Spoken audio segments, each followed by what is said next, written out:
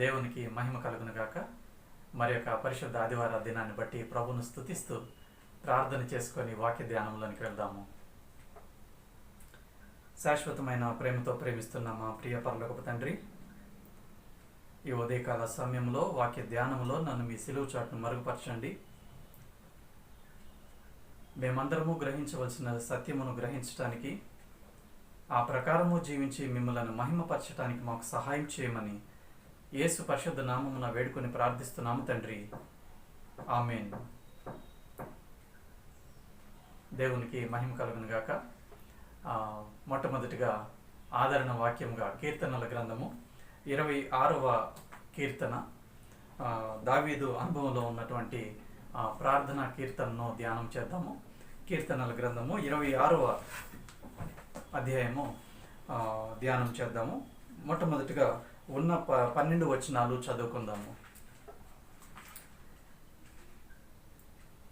యెహోవా, నేను యథార్థవంతుడనై ప్రవర్తించుచున్నాను, నాకు తీర్పు తీర్చుము. ఏమీ సందేహపడకుండా యెహోవా యందు నేను నమ్మిక ఉంచి ఉన్నాను.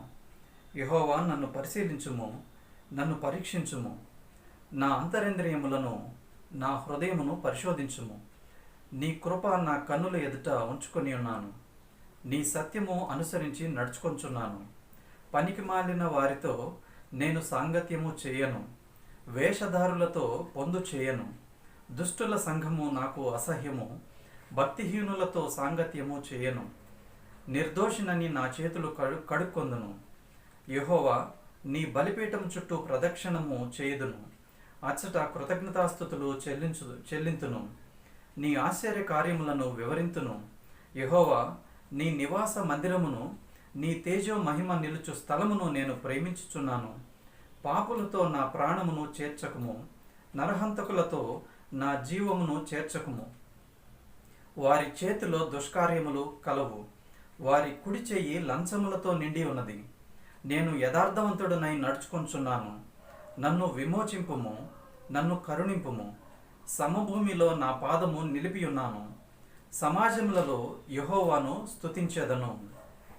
దావీదు తనకున్నటువంటి పరిస్థితుల్లో తను చేసినటువంటి ప్రార్థన ఒక కీర్తనగా ఇక్కడ వ్రాయబడి ఉన్నది.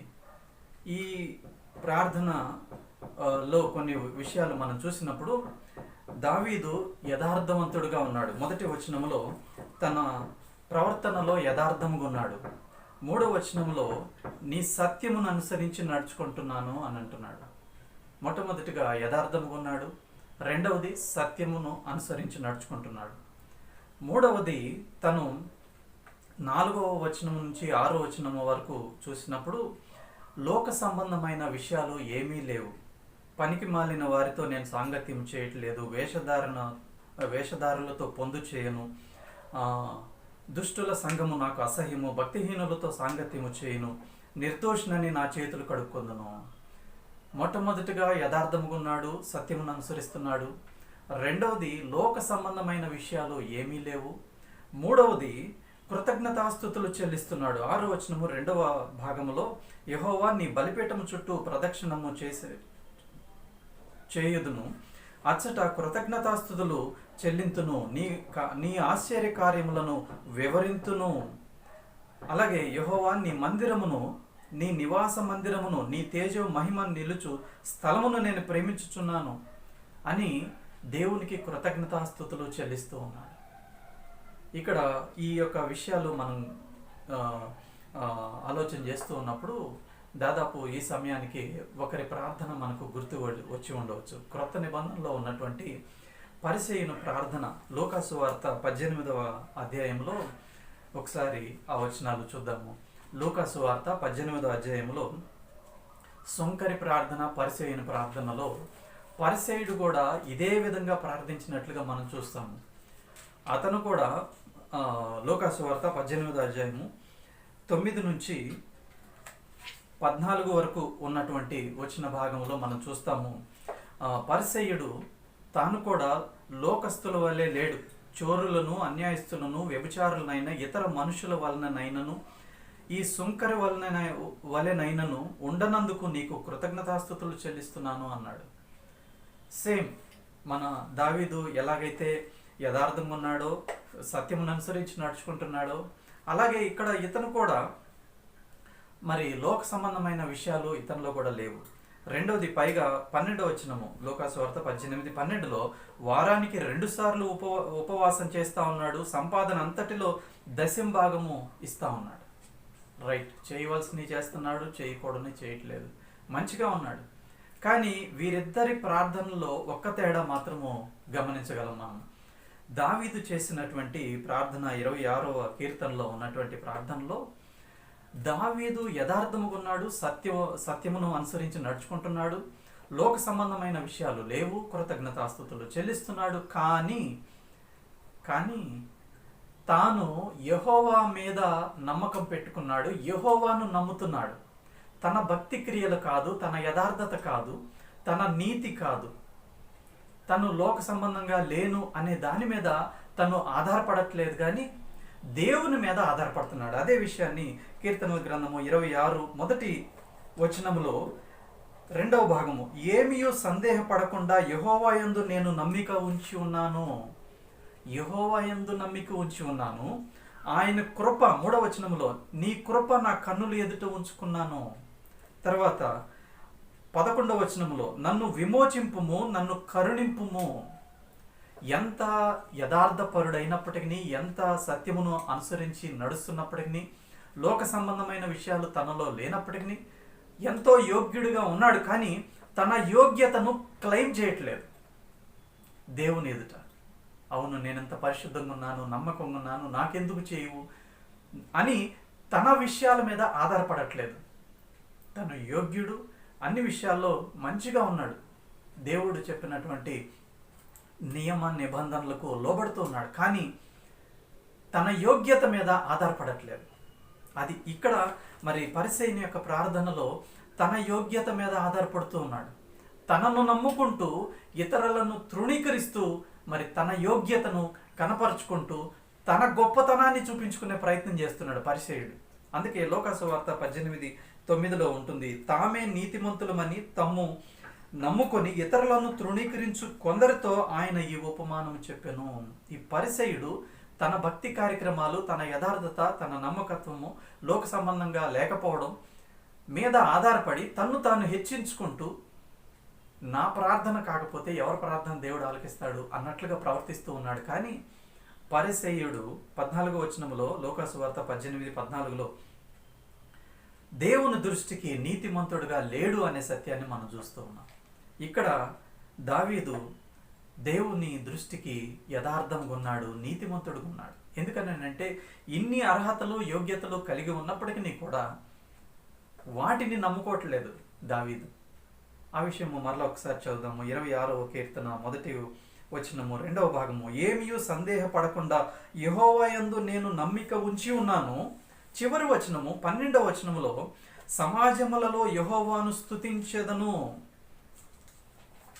దేవునికే మహిమ చెల్లించే ప్రయత్నం చేస్తూ ఉన్నాడు, దేవుని మహిమనే వెదకే ప్రయత్నం చేస్తూ ఉన్నాడు, దేవుని మీదనే ఆధారపడుతూ ఉన్నాడు, ఎంత యోగ్యుడు అయినప్పటికీ కూడా. ఇలా కానీ మనం కానీ ఉండగలిగితే దేవుడు తప్పక మన ప్రార్థన ఆలకిస్తాడు. ఒకవేళ ఆల్రెడీ మనలో ఎవరైనా ఇలాగా ఉన్నా అనుకోండి, ఆల్రెడీ ఈ ఉన్న పరిస్థితి మనలో ఉంటే, ఎవరైనా కలిగి ఉంటే దేవుడు తప్పక మీ ప్రార్థన ఆలకిస్తాడు. ఎస్, మనల్ని మనం చెక్ చేసుకుంటూ ఉంటాము. ప్రార్థనలో మనం ఏమన్నా లోకరీతిగా వ్యవహరిస్తున్నామా, లోక సంబంధమైన క్రియలు ఏమన్నా ఉన్నాయా అని ఒప్పుకుంటూ ప్రభు దగ్గర మన విషయాలు చెప్పుకుంటాము. తప్పులేదు, దేవా నేను యథార్థంగా ప్రవర్తిస్తున్నాను, సత్యమును విడిచిపెట్టలేదు, కృతజ్ఞతాస్తుతులు చెల్లిస్తూ నా చెప్పుకోవడంలో తప్పేం లేదు. అయినా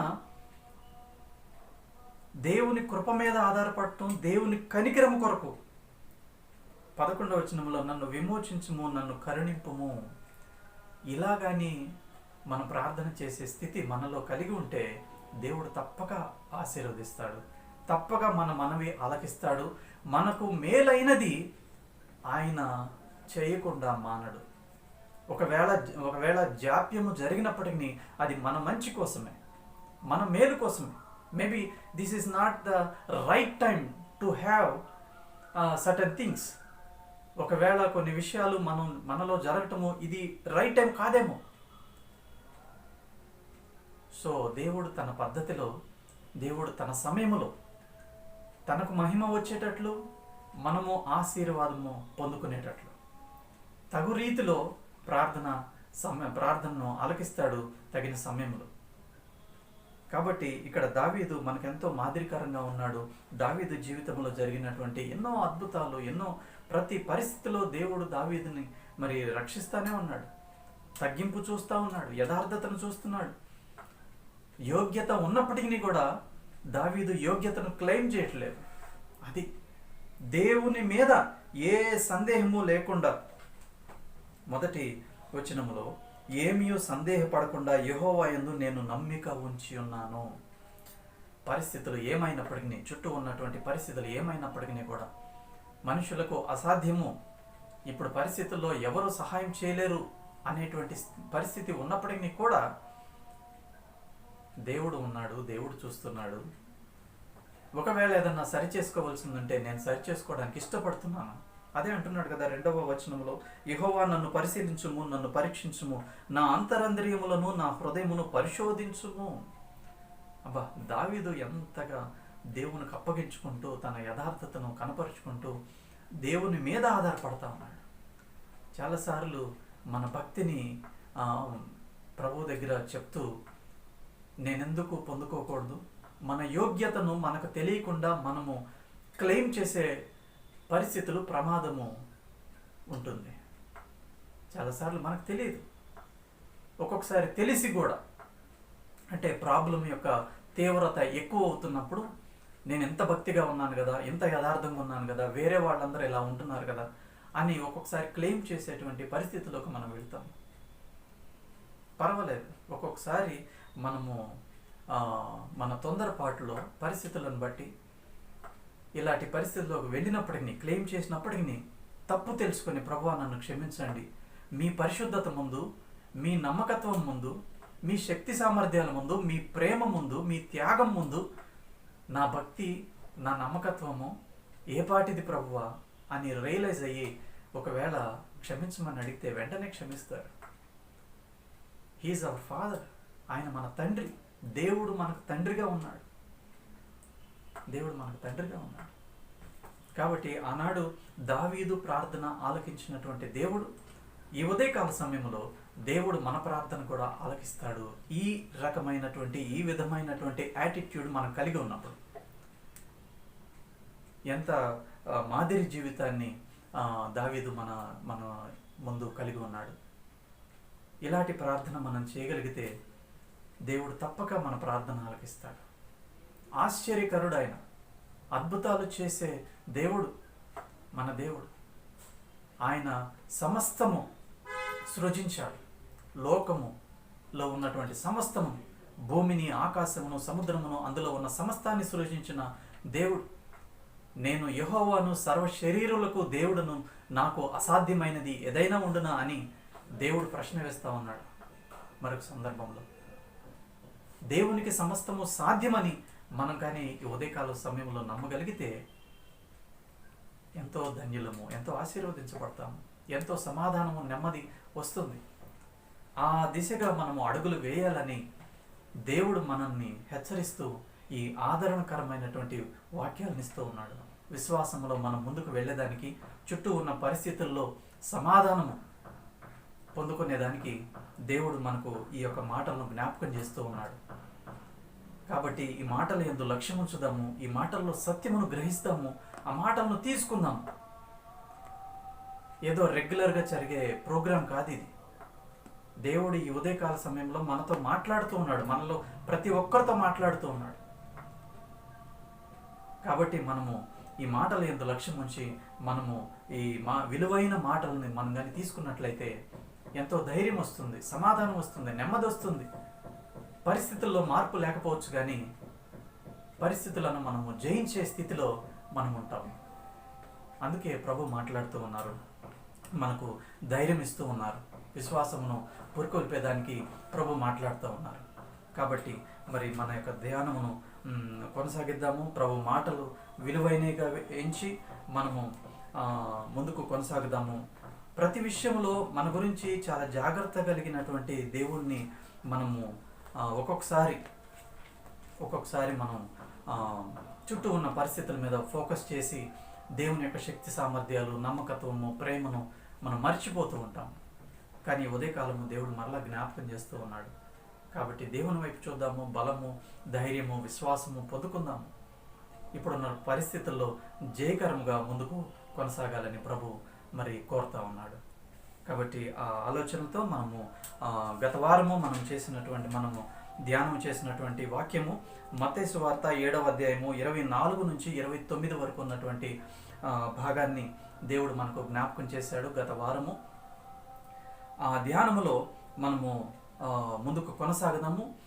గత వారము మనం చూసినటువంటి కొన్ని విషయాలను ఒక్కసారి హైలైట్స్, పాయింట్స్ ఏంటో మనము ధ్యానం చేస్తూ ముందుకు కొనసాగదాము.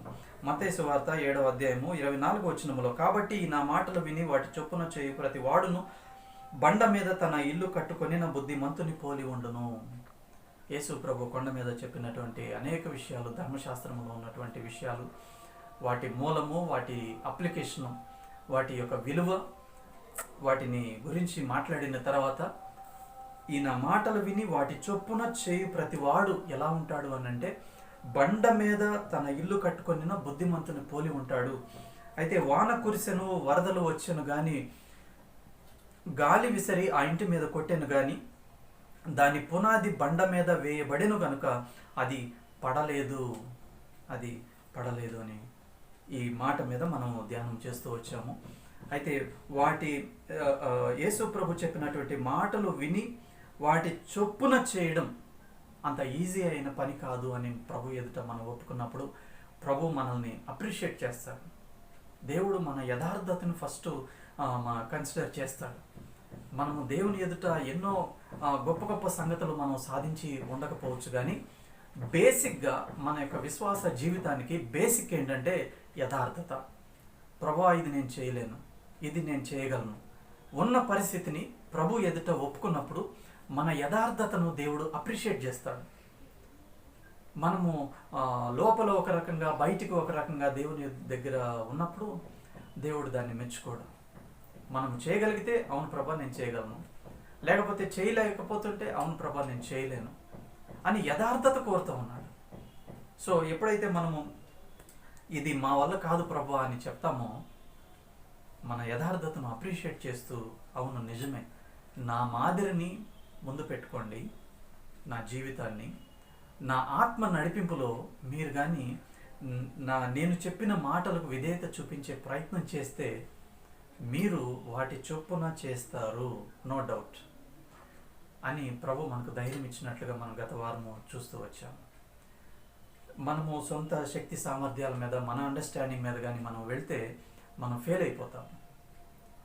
ఆ యొక్క విషయంలో యేసు ప్రభు యొక్క మాటలు విని వాటి చొప్పున చేసే విషయంలో ఈ మధ్యలో సెల్ఫ్ వస్తుందని మనం అనుకున్నాం. సెల్ఫ్, సొంత చిత్తం చేయడం, దాన్ని ఎలా క్రూసిఫై చేయాలి, దాన్ని ఎలా నశింప చేయాలి, సొంత చిత్తం చేసుకునే విషయంలో నేను ఎలా చనిపోవాలి అని అంటే దేవుని ప్రేమను అర్థం చేసుకుంటే నేను నా చిత్తాన్ని ప్రక్కన పెట్టేస్తాను. It's very easy. ఆనాడు దేవుడు యేసు ప్రభువును ఏ ప్రేమతో ప్రేమించాడో అదే ప్రేమ, అదే కొలత, అదే పరిమాణంతో మనల్ని ఈ రోజున దేవుడు ప్రేమిస్తూ ఉన్నాడు. ఈ విషయము మనం అర్థం చేసుకుంటే వెంటనే మన సొంత చిత్తాన్ని నెరవేర్చుకోవడం ప్రక్కన పెట్టేస్తాం. అలాగే దేవుడు మన తల్లి గర్భంలో మనల్ని రూపొందించినటువంటి విధానము, తీసుకున్న జాగ్రత్తలు, మనం బయటకు వచ్చిన తర్వాత కూడా మనము పాపములో నుండి ఎలా బయటికి రావాలి, దాని గురించి దేవుడు తన ప్రాణం పెట్టినటువంటి విషయాలు, వీటి గురించి మనం ధ్యానం చేసినప్పుడు మనము మన సొంత చిత్తాన్ని చేసుకునే విషయంలో మనం చనిపోతాము. ఆ విషయాన్ని చూసాము. ఎప్పుడైతే యేసు ప్రభువుని సొంత రక్షకునిగా అంగీకరించి పరిశుద్ధాత్మ నడిపింపులో మనం ముందుకు వెళుతూ ఉంటామో దేవుడు క్రొత్త పునాదులు వేస్తాడు. ఆ విషయంలో మనం ఆలోచన చేసాము. ఎలా అంటే ఆల్రెడీ ఏదైతే ఒక బిల్డింగ్ ఉంటుందో 2 ఫ్లోర్స్ బిల్డింగ్, దాని మీదనే ఒక 10 ఫ్లోర్స్ ప్లాన్ చేస్తే దాని మీదనే మనం కానీ కట్టుకుంటా వెళ్ళే పని అయితే అది పడిపోతుంది. ముందు దాన్ని తీసివేయాలి, లోతుగా తవ్వాలి, 10 ఫ్లోర్స్ నిలబడే దాని గురించి గట్టి పునాది వేసుకోవాలి, గట్టి పునాదులు వేయాలి, అప్పుడే అది నిలబడుతుంది. ఆ ఎగ్జాంపుల్ కూడా మనం ధ్యానం చేసాము. అందులో భాగంగా దానికి కొనసాగింపుగా మత్తయి సువార్త 9వ అధ్యాయంలో ఉన్నటువంటి పాత బట్టకు క్రొత్త బట్ట ఎవరు కూడా మాసిక వేయరు, పాత తిత్తుల్లో క్రొత్త ద్రాక్షారసము పోయరు, ఒకవేళ అలా చేస్తే బట్ట చినిగిపోతుంది, తిత్తులు పిగిలిపోతాయి అనేటువంటి ఆ ఎగ్జాంపుల్స్ కూడా మనం ధ్యానం చేసాము. ఆ తర్వాత ఇర్మియాకి ఇచ్చినటువంటి పరిచర్య కూడా మొట్టమొదటగా పెళ్ళగించాలి, నశింపజేయాలి, పడద్రోయాలి, విరగొట్టాలి. ఆ తర్వాతనే కట్టడం, నాటడం. ఇర్మియా గ్రంథం 1వ అధ్యాయంలో కూడా మనం ఆ విషయాలు ధ్యానం చేస్తూ వచ్చాము. మన ధ్యానంను కొనసాగిస్తే మరొకసారి చదువుకుందాం. మత్తయి సువార్త 7వ అధ్యాయము 24వ వచనంలో, కాబట్టి నా మాటలు విని వాటి చొప్పున చేయు ప్రతి వాడును బండ మీద తన ఇల్లు కట్టుకొనిన బుద్ధిమంతుని పోలి ఉండును.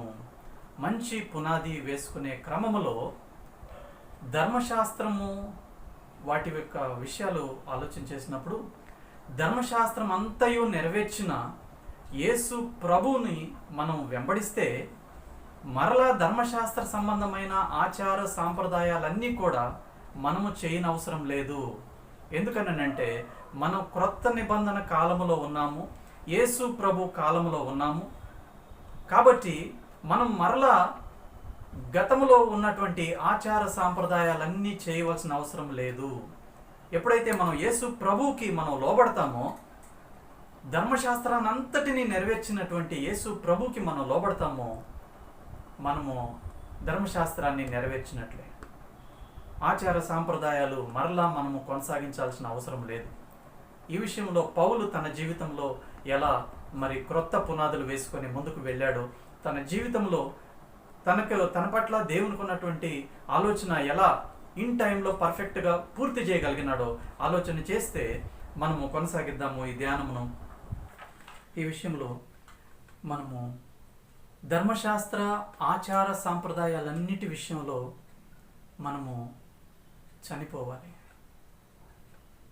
యేసు ప్రభు ప్రకారము, క్రొత్త నిబంధన ప్రకారము, యేసు ప్రభు వాక్యము మీద, యేసు ప్రభు మాట మీద మనము మన పునాదులు వేసుకోవాలి. ధర్మశాస్త్ర సంబంధమైన ఆచార సాంప్రదాయాలన్నిటినీ ప్రక్కన పెట్టాలి.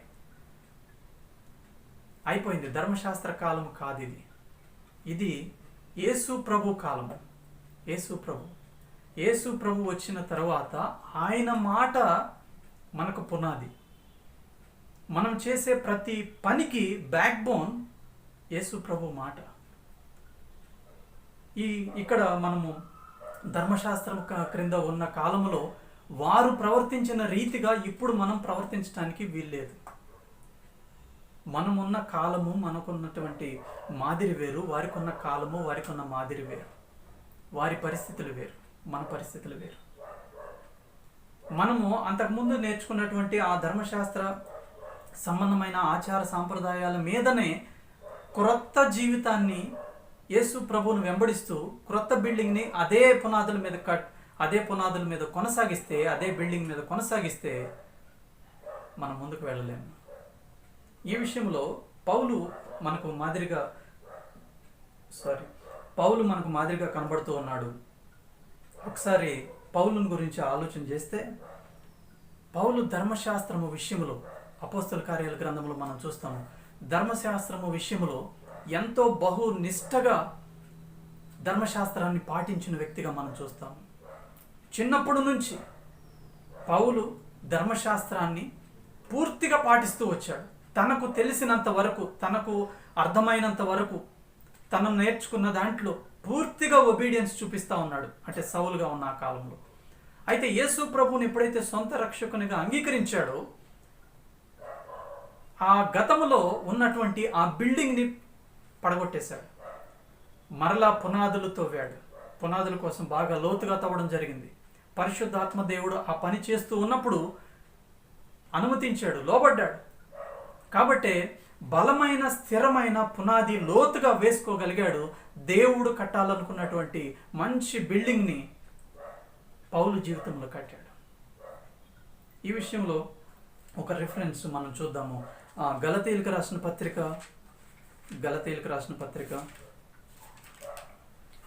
2వ అధ్యాయము 19వ వచనము. పౌలు గతంలో ధర్మశాస్త్ర ప్రకారము జీవించాడు, ఆచార సాంప్రదాయాలన్నీ కలిగి ఉన్నాడు. కానీ ఇక్కడ మనం చూస్తున్నాము గలతీయులకు రాసిన పత్రిక 2వ అధ్యాయము 19వ వచనంలో, నేనైతే దేవుని విషయమై జీవించు నిమిత్తము ధర్మశాస్త్రము వలన ధర్మశాస్త్రము విషయమై చచ్చిన వాడనైతిని. ధర్మశాస్త్రము విషయములో నేను చచ్చిపోయాను. ఇక ధర్మశాస్త్రము నా మీద ఏమాత్రము పనిచేయదు.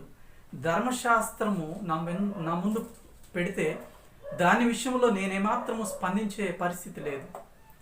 ధర్మశాస్త్రము విషయంలో నేను చచ్చిన వాడనైతిని. పౌలు తన యొక్క పునాదిని యేసు ప్రభు మాటల మీద వేసుకున్నాడు. యేసు ప్రభు మాటల ప్రకారము వేసుకున్నాడు. పరిశుద్ధాత్మ నడిపింపులో గతంలో తను కట్టుకున్నటువంటి పాత బిల్డింగ్ మొత్తాన్ని కూల్చేశాడు, పడద్రోసేశాడు, నశింపజేశాడు, పెళ్ళగించాడు, విరగొట్టేశాడు. తర్వాత క్రొత్త పునాది వేసుకున్నాడు, ముందుకు కొనసాగాడు. మనం చూస్తాము తను 30-35 సంవత్సరాల వయసులో తన సేవను మొదలుపెట్టాడు. 60-65 సంవత్సరాల వయసులో తన సేవను ముగించేశాడు. ఏ పరిస్థితుల్లో తనకి ఇవ్వబడినటువంటి పనిని ముగించాడు అని అంటే పాతది పడగొట్టేశాడు, పాతది తీసివేశాడు, క్రొత్త పునాదులు వేసుకున్నాడు, యేసు ప్రకారము జీవించాడు, యేసుని మాదిరిగా పెట్టుకున్నాడు, ఆత్మ నడిపింపులో తను లోబడినాడు. కాబట్టి తన పట్ల దేవునికి ఉన్న ప్లాన్ని ఇన్ టైంలో పర్ఫెక్ట్గా క్లోజ్ చేయగలిగినాడు, పూర్తి చేయగలిగినాడు, ముగించగలిగినాడు. విని వాటి చొప్పున చేయాలి అని అంటే మనము క్రొత్త పునాదులు వేసుకోవాలి. గతంలో ఆచార సాంప్రదాయాలు, లోక సంబంధమైన వాటి విషయాలన్నీ నేర్చుకొని ఉన్నాం. లోక సంబంధమైన వాటి విషయాలు అవన్నిటిని తీసివేసుకోవాలి. పరిశుద్ధాత్మ దేవుడు క్రొత్త పునాదులు వేస్తూ ఉన్నప్పుడు ఆయనకి అనుమతినివ్వాలి. నాకు తెలియదా, చిన్నప్పటి నుంచి ధర్మశాస్త్రం చదువుతున్నాను, నాకు తెలియదా అని పౌలు మాట్లాడట్లేదు. యేసు ప్రభువు తన ఆత్మ ద్వారా మాట్లాడుతూ ఉండగా ప్రతి విషయానికి లోబడుతూ ఉన్నాడు. ధర్మశాస్త్రములో ఉన్నటువంటి ఉద్దేశము, మాటల యొక్క పరమార్థము, అప్లికేషన్, వాటన్నిటినీ పౌలు ఆచరిస్తూ ఉన్నాడు. ఇక్కడ ధర్మశాస్త్ర ఆచార సాంప్రదాయాలన్నీ ప్రక్కన పెడుతున్నాము అని అంటే ధర్మశాస్త్రమును నిరర్ధకము చేసినట్లు కాదు. ఒక మాట చదవాలి, ఎందుకనంటే మరలా పొరపాటు పడే అవకాశం ఉంటుంది. రోమీయులకు రాసినటువంటి పత్రిక 3వ అధ్యాయము, రోమీయులకు రాసిన పత్రిక 3వ అధ్యాయము 31వ వచనము. విశ్వాసము ద్వారా ధర్మశాస్త్రమును నిరర్ధకము చేయుచున్నామా? అట్లా అనరాదు, ధర్మశాస్త్రమును స్థిరపరచుచున్నాము. యేసు ప్రభు మాట మీద పునాది వేసుకున్నటువంటి మనము, యేసు ప్రభు మాటల ప్రకారము జీవిస్తున్నటువంటి మనము, యేసు ప్రభు తన ఆత్మ ద్వారా నడిపింపబడుతున్నటువంటి మనము ధర్మశాస్త్రమును స్థిరపరుస్తూ ఉన్నాం. అది ఎలా అంటే యేసు ప్రభు మాదిరిని మనం పోలి నడుచుకోవటం ద్వారా ధర్మశాస్త్రాన్ని స్థిరపరుస్తూ ఉన్నాం. డైరెక్ట్గా ధర్మశాస్త్రాన్ని ఆచరిస్తే ఇప్పుడున్నటువంటి పరిస్థితుల్లో మనము ఆత్మచేత మనం నడిపింపబడము. తర్వాత పాపము నుండి బయటికి వచ్చే పరిస్థితి ధర్మశాస్త్ర కాలం క్రింద ఉన్న సమయంలో లేదు. అందుకే రోమీయులకు రాసిన పత్రిక 6వ అధ్యాయము 14వ వచనం ఒక మాట చదువుకుందాము. అంటే ధర్మశాస్త్రముల గురించినటువంటి అధ్యయనం కాదు, కానీ ఒక మాట దీనికి సంబంధించి వచ్చింది కాబట్టి ఒక మాట చదువుతాను. రోమీలకు రాసినటువంటి పత్రిక 6వ అధ్యాయం 14వ వచనము, మీరు కృపకే గాని ధర్మశాస్త్రమునకు లోనైన వారు కారు గనుక పాపము మీ మీద ప్రభుత్వము చేయదు. పాపము మీ మీద ప్రభుత్వము చేయదు. కృప క్రిందకు వచ్చాము. యేసు ప్రభు ప్రకారము మనం జీవిస్తూ ఉన్నాము. ఆత్మ నడిపింపులో వచ్చాము. ఇక్కడ మనకున్నటువంటి పరిస్థితి ఏంటి అంటే పాపమును జయించే పరిస్థితి ఉన్నది. ఇక్కడ ధర్మశాస్త్ర కాలంలో పాపము చేయడము, పరిహారము చెల్లించడము, పాపము చేయడము, పరిహారము చెల్లించడము. ఇక్కడ పాపము చేసినటువంటి మనము పాపము నుండి బయటకు వచ్చేటువంటి పరిస్థితి ఇక్కడ మనం క్రొత్త నిబంధన క్రింద యేసు ప్రభు ప్రకారము మనం కలిగి ఉన్నాం. కాబట్టి యేసు ప్రభు మాటల మీద పునాది వేసుకున్నటువంటి మనము, ఆత్మచేత నడిపింపబడుతున్నటువంటి మనము ధర్మశాస్త్రాన్ని నిరర్ధకం చేయట్లేదు, కానీ ధర్మశాస్త్రాన్ని ఎస్టాబ్లిష్ చేస్తున్నాము, దాన్ని స్థిరపరుస్తున్నాము. మత్తయి సువార్త 5, 6, 7 అధ్యాయాల్లో యేసు ప్రభు మాట్లాడినప్పుడు ధర్మశాస్త్రములో ఇలా చెప్పబడింది కదా, అయితే మీరు దాని విషయము ఇలా చేయండి అంటే వాటి రూట్స్, వాటి యొక్క ఉద్దేశాలు, ధర్మశాస్త్రంలో ఉన్నటువంటి ఏ ఉద్దేశంతో వ్రాయబడిందో అది ఎప్పుడు ఎలా అప్లికేషన్ ఎలానో వాటన్నిటినీ క్లియర్గా వివరిస్తూ ఉన్నాడు, ఎస్టాబ్లిష్ చేస్తూ ఉన్నాడు. మనము యేసు ప్రభువుని వెంబడించడం ద్వారా ధర్మశాస్త్రాన్ని ఎస్టాబ్లిష్ చేస్తాము, నిరర్ధకం చేయట్లేదు కానీ దాన్ని స్థిరపరుస్తూ ఉన్నాం. కాబట్టి మనము బలమైన స్థిరమైన పునాది వేసుకోవాలి అని అంటే పాత బిల్డింగ్ని పడేయాలి, లోతుగా తవ్వాలి. పడవేయటము, లోతుగా త్రవ్వటము, మరలా కట్టడము, ఇవన్నీ కూడా పరిశుద్ధాత్మ దేవుని నడిపింపులో ఆత్మీయ జీవితంలో మనలో జరుగుతాయి. మన పాత్ర ఏంటంటే మనము లోబడటం, మనము దేవుణ్ణి అనుమతించటం. మెనీ టైమ్స్ వీ రెసిస్ట్, మనము పని చేయనివ్వము. మనకంతా తెలుసు, ఇది తెలియదా, లేకపోతే ఈ చిన్నది కూడా ఒప్పుకోవాలా, ఇది ఎలా కాదా, మనం చాలా ప్రశ్నలు వేస్తాం. అందుకే యేసు ప్రభుని అడిగినప్పుడు ఇది చేయడం కష్టం అని అన్నప్పుడు ఆయన ఏమంటారంటే కరెక్ట్గా చెప్పారు, మీకైతే కుదరదు, మీతో అయితే కాదు, కానీ నా మాదిరిని పోలి నన్ను మాదిరిగా పెట్టుకొని ఆత్మలో నడిపింపబడితే మీరు డెఫినెట్గా విన్నదానికి విధేయత చూపిస్తారు. ఇక్కడ బలమైన పునాది వేసుకోవాలి. లేకపోతే మనము చేసే భక్తి కార్యక్రమాలు కానీ, సేవా కార్యక్రమాలు కానీ, విశ్వాస జీవితము కానీ, మనము మనలో ఏ ప్రోగ్రెస్ ఉన్నా కూడా అది నిలబడాలి చివరి వరకు, అంతము వరకు, ప్రభు వచ్చే పర్యంతము. మనము ప్రభువులో నిలిచి ప్రభు ఉండే స్థలము వెళ్ళే పర్యంతము మన పునాదులు గట్టిగా ఉండాలి, మన బిల్డింగ్ నిలబడాలి. అందుకే ప్రభు మాట్లాడుతూ ఉన్నారు, కాబట్టి నా మాటలు విని వాటి చొప్పున చేయు ప్రతి వాడును బండ మీద తన ఇల్లు కట్టుకొని నా బుద్ధిమంతుని పోలి ఉండును. బండ మీద ఇల్లు కట్టుకొని నా బుద్ధిమంతుని పోలి ఉండును. ఆ బండ క్రీస్తే దేవుని వాక్యమే మనకు పునాది, దేవుని వాక్యమే మనకు బలము, దేవుని వాక్యమే అంటే యేసు ప్రభు మాటే మనకు మూలమై ఉండాలి. ప్రతి డెసిషన్ వెనకాల యేసు ప్రభు మాట అయి ఉండాలి, దేవుని మాట అయి ఉండాలి.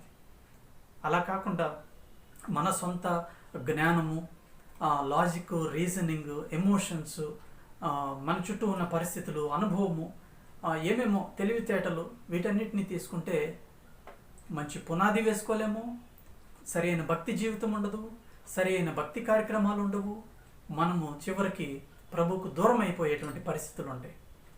రెండోది, ఈ యొక్క బలమైన పునాది వేసుకున్నప్పుడు భక్తి జీవితంలో ముందుకు వెళుతూ ఉన్నప్పుడు చివరికి వచ్చేటప్పటికి మన యొక్క భక్తి జీవితము టెస్ట్ చేయబడుతుంది, దాని క్వాలిటీ ఏంటో టెస్ట్ చేయబడుతుంది. ఆ విషయము కొరింథీయులకు రాసినటువంటి మొదటి పత్రిక 3వ అధ్యాయము, కొరింథీయులకు రాసినటువంటి మొదటి పత్రిక 3వ అధ్యాయము 10 నుంచి 15 వచనాలు మనం చదివినప్పుడు, దేవుడు నాకు అనుగ్రహించిన కృప చొప్పున నేను నేర్పరి అయిన శిల్పకారుని వలె పునాది వేసి తిని మరియొకడు దాని మీద కట్టుచున్నాడు. ప్రతి వాడు దాని మీద ఎలాగో కట్టుచున్నాడో జాగ్రత్తగా చూచుకొనవలను. వేయబడినది తప్ప మరి ఒక పునాది ఎవడును వేయనేరడు. ఆ పునాది యేసు క్రీస్తే. ఎవడైనను ఈ పునాది మీద బంగారము, వెండి, వెలగల రాళ్ళు, కర్ర, గడ్డి, కొయ్యకాలు మొదలైన వాటితో కట్టిన ఎడల వాని వాని పని కనబడును. ఆ దినము దానిని తేటపరచును. అది అగ్ని చేత బయలుపరచబడును. మరియు వాని వాని పని ఎట్టిదో దానిని అగ్నియే పరీక్షించును. పునాది మీద ఒకడు కట్టిన పని నిలిచిన ఎడల వాడు జీతము పుచ్చుకొనును. ఒకని పని కాల్చి వేయబడిన ఎడల వానికి నష్టము కలుగును.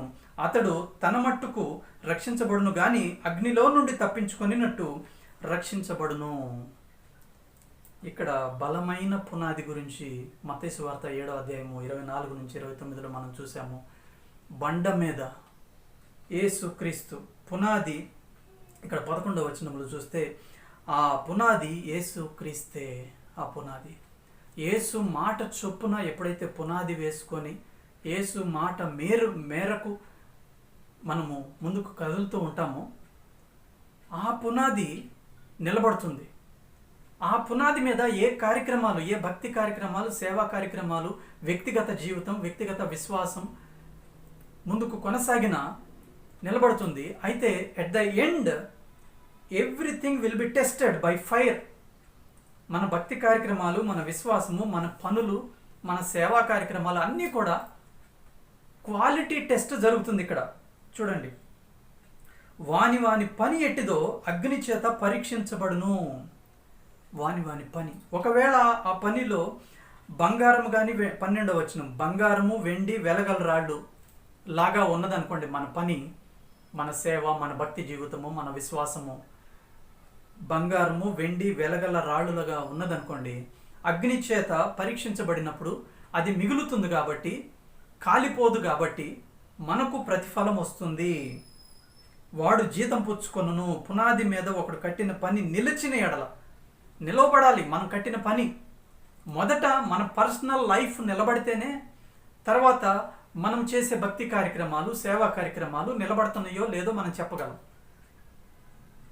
పర్సనల్ లైఫే, అంతరంగిక జీవితమే నిలబడనప్పుడు బాహ్యంగా మనం చేసే ఏ క్రియ కూడా నిలబడదు.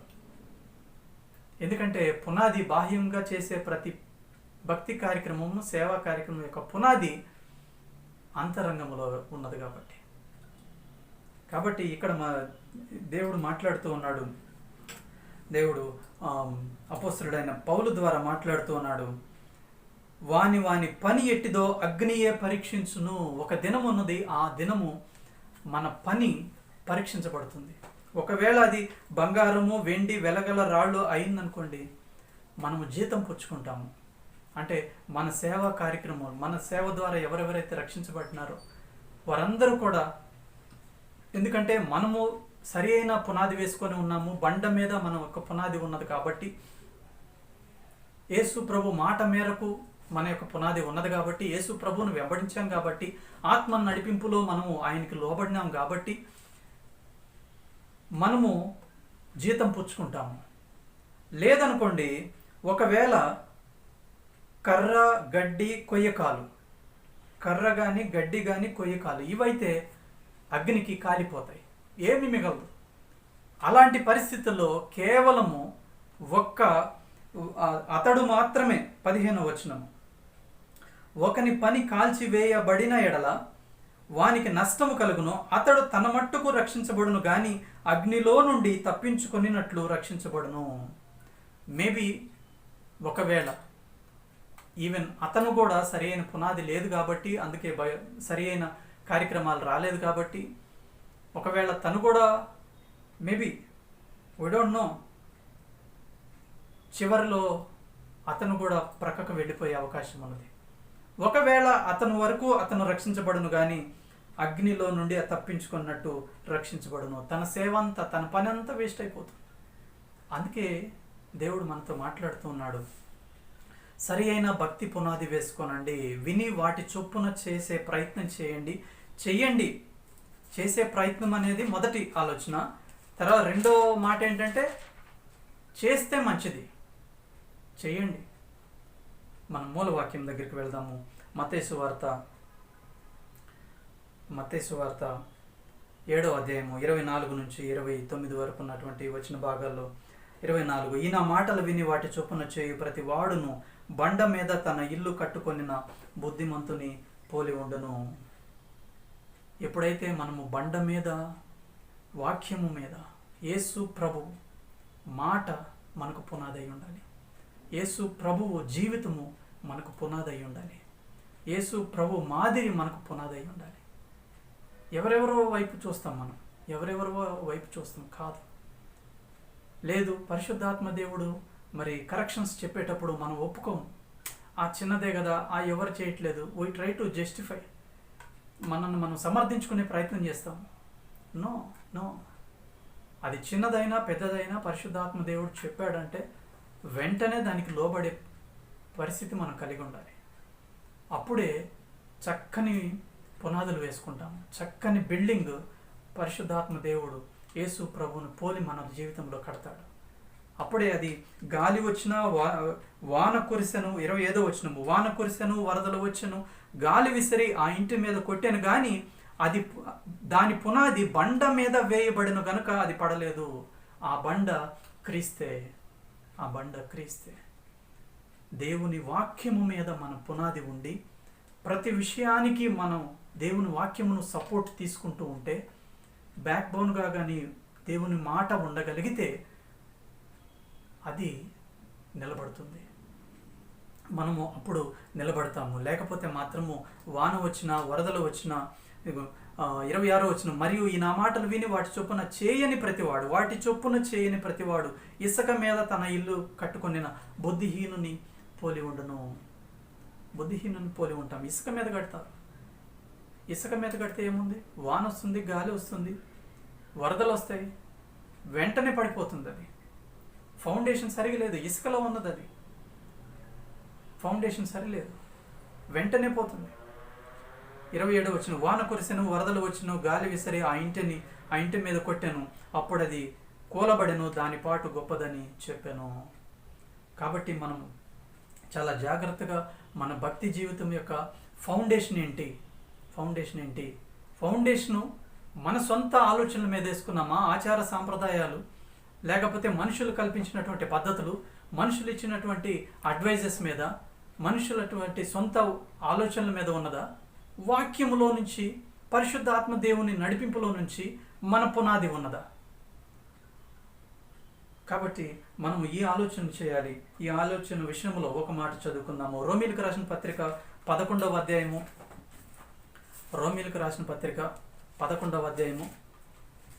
36వ వచనములో ఒక మాట ఉంటుంది.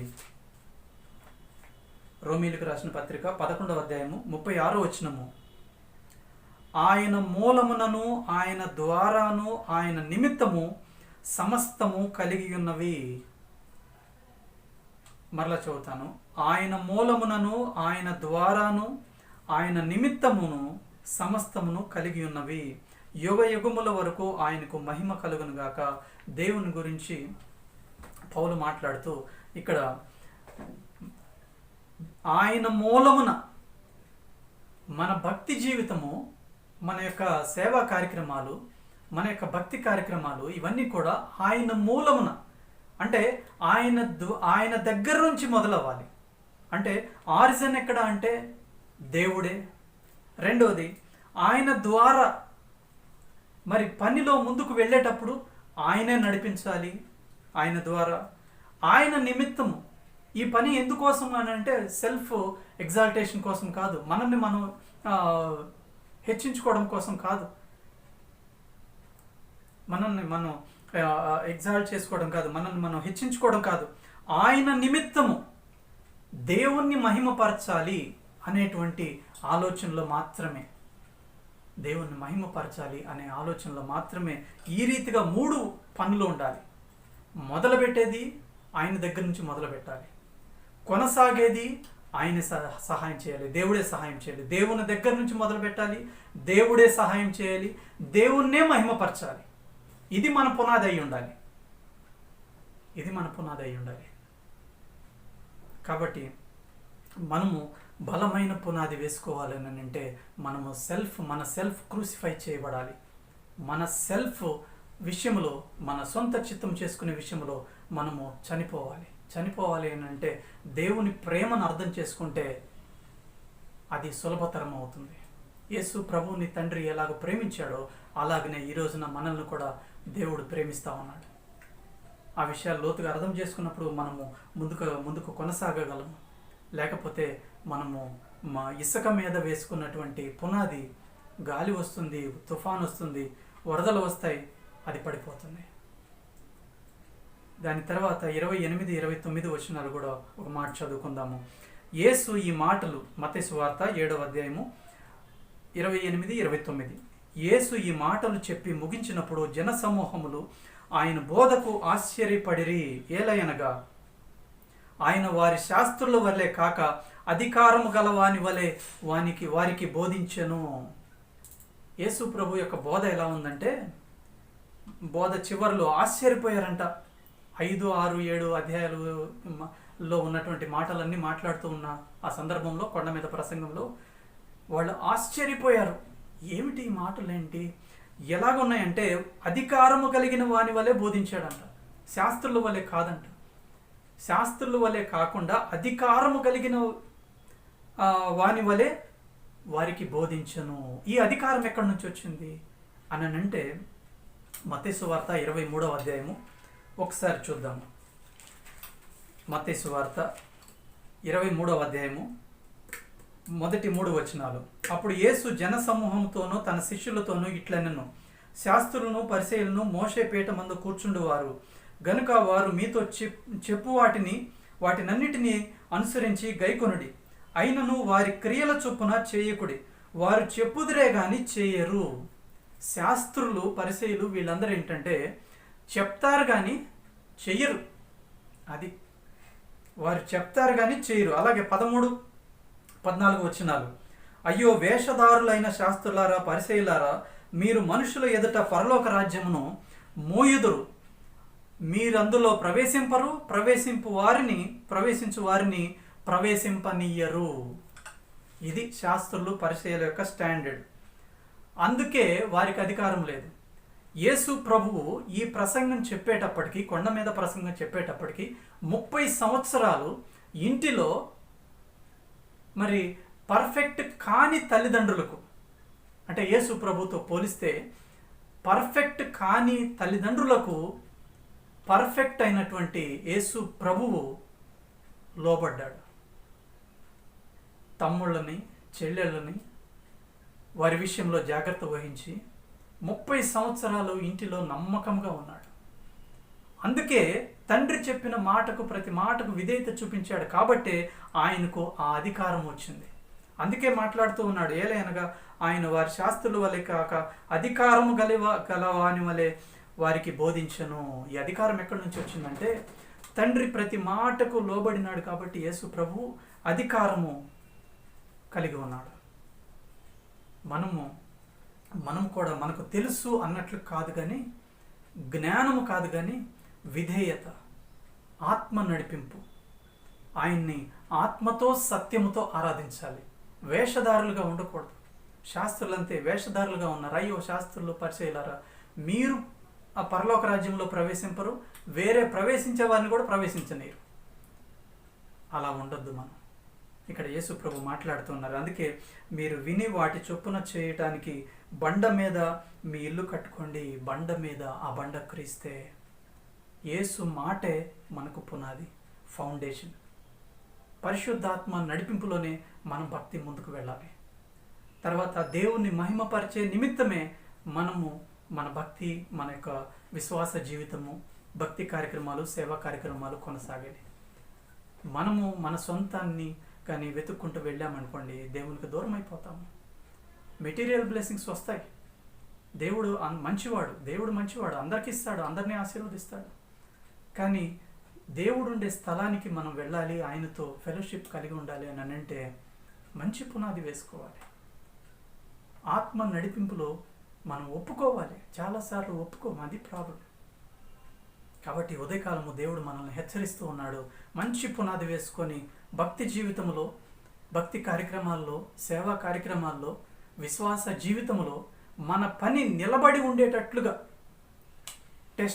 అగ్నితో టెస్ట్ చేసిన నిలబడి ఉండేటట్లుగా ఆ పునాదులు పరిశుద్ధాత్మ దేవుడు వేస్తాడు. యేసు ప్రభువే మనకు మాదిరిగా ముందు ఉన్నాడు. చిట్ట చివరి వరకు 33.5 సంవత్సరాలు యేసు ప్రభు జీవించిన కాలంలో ఎక్కడ కూడా ఒక్కసారి కూడా తండ్రి అయిన దేవునికి ఎదురు మాట్లాడలే. అన్యాయపు తీర్పులో కూడా న్యాయముగా తీర్పు తీర్చు దేవునికి తన్ను తాను అప్పగించుకొనెను అని యేసు ప్రభు గురించి రాయబడి ఉన్నది. మనుష్య రీతిగా చూస్తే అది అన్యాయం తీర్పు, కానీ దేవుని దృష్టిలో అది న్యాయమైన తీర్పు.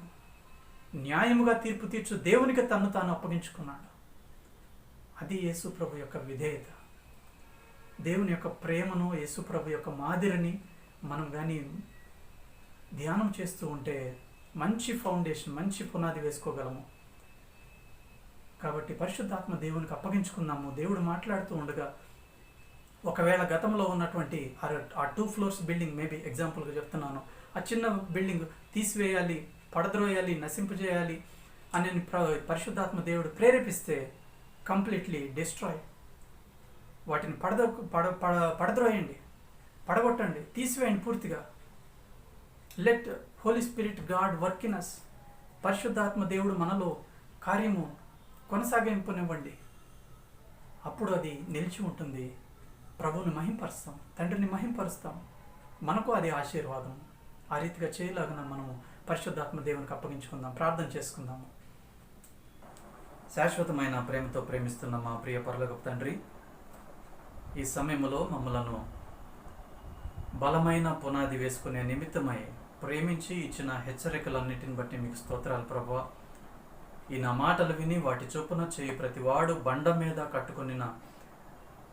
మీద తన ఇల్లు కట్టుకొనిన బుద్ధిమంతుని పోలి ఉండును అని మీరు మాట్లాడుతూ వచ్చారు. అవును ప్రభువా, వాన వచ్చినా, గాలి వచ్చినా, తుఫాను వచ్చినా, ఏది వచ్చినా అది పడిపోదు.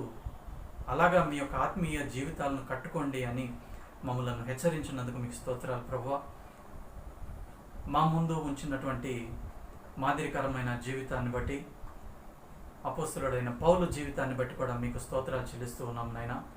మంచి పునాది వేసుకొని ఇన్ టైంలో పర్ఫెక్ట్గా మిమ్మల్ని మహిమపరిచే రీతిలో తన పట్ల మీకున్నటువంటి ప్లాన్ని ఎలాగా కంప్లీట్ చేయగలిగినాడో ఆ రీతిలో మేము కూడా మా పట్ల మీకున్నటువంటి ప్లాన్ని కంప్లీట్ చేయగలగటానికి, పూర్తిగా మిమ్మలను మాత్రమే మేము మహింపరచడానికి, అలాగే వితౌట్ ఎనీ రిజర్వేషన్స్ కంప్లీట్గా మమ్మల్ని మీ చేతులకు అప్పగించుకోవడానికి మాకు సహాయం చేయమని, అలాగే మా యొక్క పని కూడా పరీక్షించబడుతుంది, దానికి జీతము వస్తుంది అనేటువంటి విషయాలు కూడా మాట్లాడుతూ వచ్చారు ప్రభువా. మా పని నిలిచి ఉండేదిగా, జీతము పుచ్చుకునేదిగా మేము బలమైన స్థిరమైన పునాది వేసుకొని మిమ్మల్ని మహిమపరచడానికి మాకు సహాయం చేయమని మమ్మల్ని అందరినీ మీ చేతులకు అప్పగించుకుంటూ యేసు పరిశుద్ధ నామంలో వేడుకొని ప్రార్థిస్తున్నాము తండ్రి. ఆమేన్. దేవుడు మిమ్మల్ని దీవించునుగాక. ఆమేన్.